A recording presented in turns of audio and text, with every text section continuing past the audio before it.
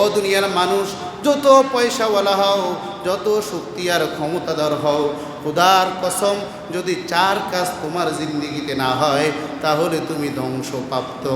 আমি রব সার্বক্ষণিক সজাগ থাকি।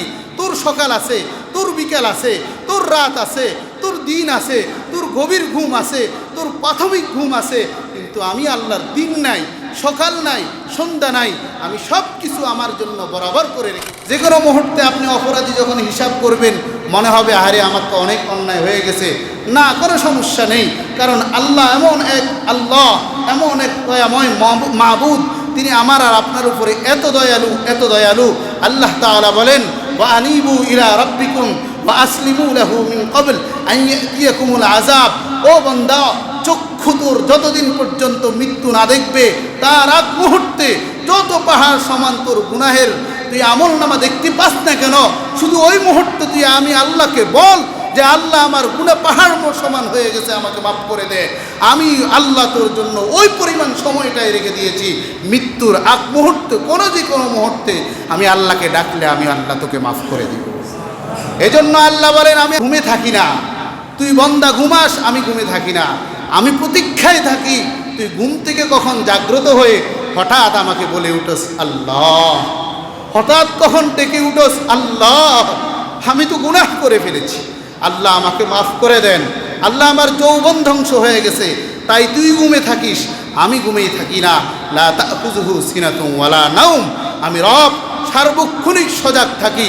তোর সকাল আছে, তোর বিকাল আছে, তোর রাত আছে, তোর দিন আছে, তোর গভীর ঘুম আছে, তোর প্রাথমিক ঘুম আছে, কিন্তু আমি আল্লাহর দিন নাই, সকাল নাই, সন্ধ্যা নাই, আমি সব কিছু আমার জন্য বরাবর করে রেখেছি, কারণ আমি চাই আমার বান্দা যেই মুহূর্তে আসুক সেই মুহূর্তে যেন আমি তাকে কবুল করে নিই।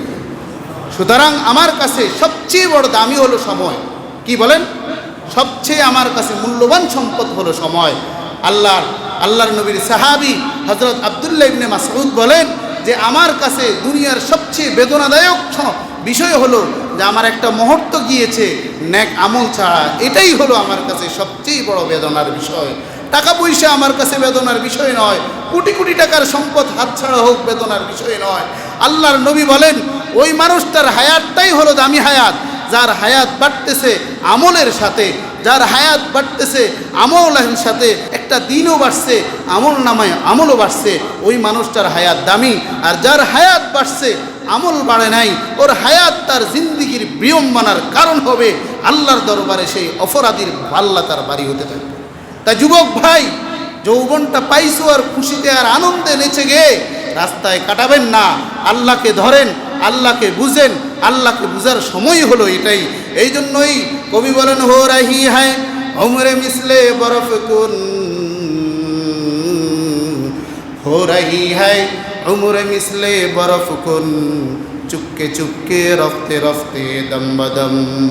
তোমার আমার হায়াতটা এটা যে এমন একটি বরফের চাকার মতো, প্রতিটা মুহূর্তে সেটা চলে যাচ্ছে, এই সময়টা আমি আর তুমি কখনোই ফিরে পাবো না।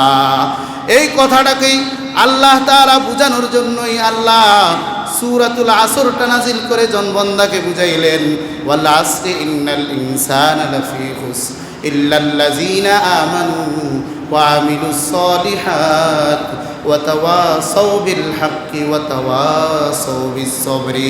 ও দুনিয়ার মানুষ, যত পয়সাওয়ালা হও, যত শক্তি আর ক্ষমতাধর হও, খোদার কসম যদি 4 কাজ তোমার জিন্দেগিতে না হয় তাহলে তুমি ধ্বংসপ্রাপ্ত।